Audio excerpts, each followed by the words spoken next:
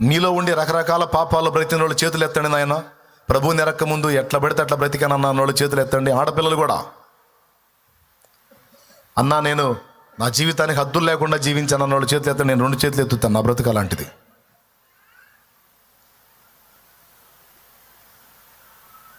ఇంకా 2 రోజుల్లో దేవుడు నన్ను దర్శిస్తాడనగా కూడా మందాగా నేను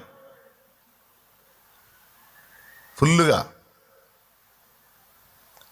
చేతులు ఎత్తండి. అన్న నా జీవితానికి దేవుడు మార్చాడు, లేకపోతే నేను చాలా తేడా అన్న వాళ్ళు చేతులు ఎత్తండి. నేను 2 చేతులు ఎత్తా. కదిలించండి అట్లా. వీళ్ళందరూ సమాజంలో మార్పు చెందని వ్యక్తులుగా ఉంటే సమాజం ఎంత అల్లకల్లోలంగా ఉంటుందో ఒకసారి ఊహించండి.